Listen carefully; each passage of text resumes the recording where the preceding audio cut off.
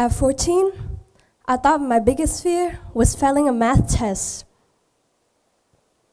I was wrong. At 14, I sat in a hospital room and was told there were two possibilities: cancer or autoimmune disease.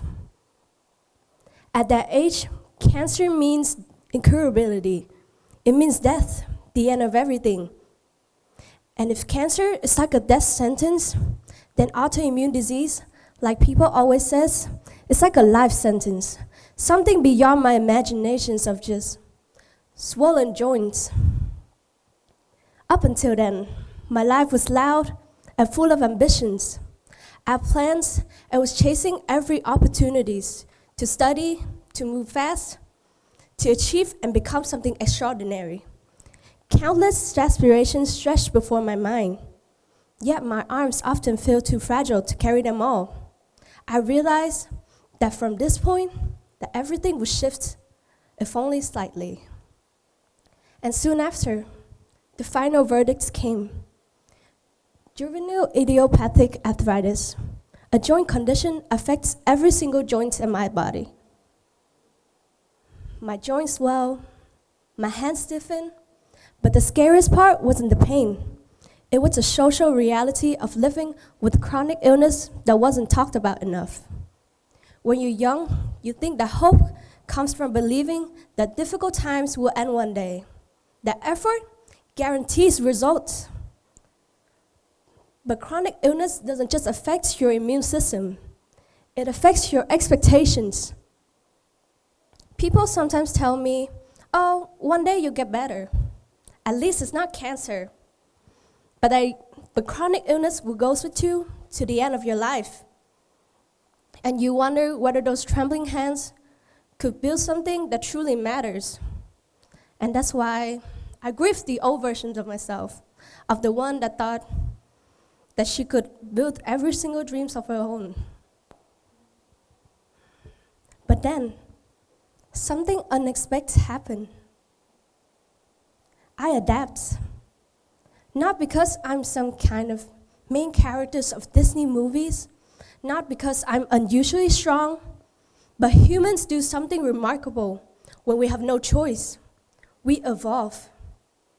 And I knew then that I would not let this patient's life that I was scared of to stop me from living the life that I want.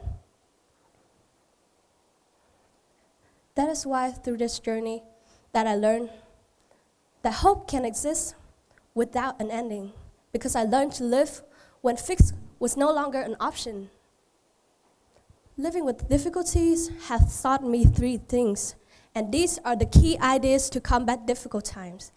Now, I want you to think of a really difficult situation that is not easy to resolve. Now, before we became too desperate, let's break it down and try using my simple ideas to solve it.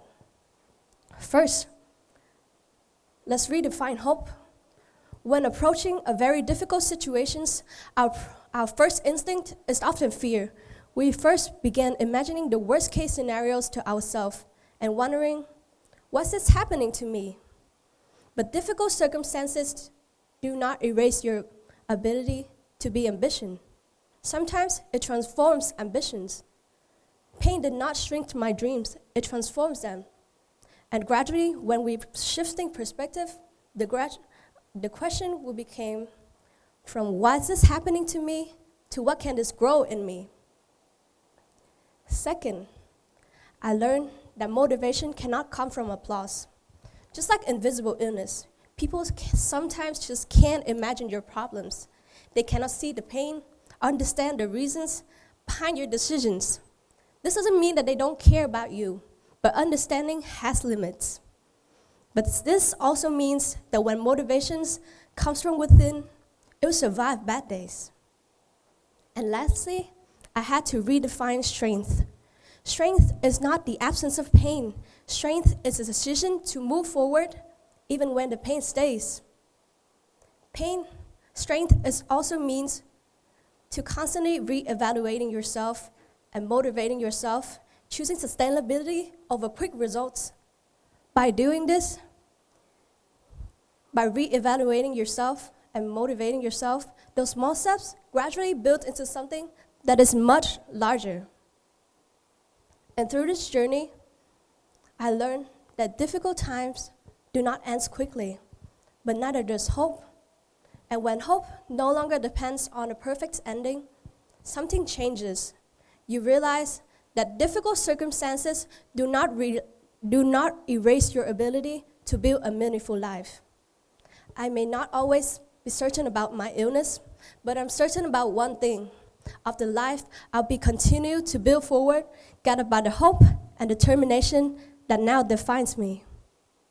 And if I were to tell my 14-year-old self living in the hospital room, I'll tell her, one day, you still dance. One day, you still study science and explore the world.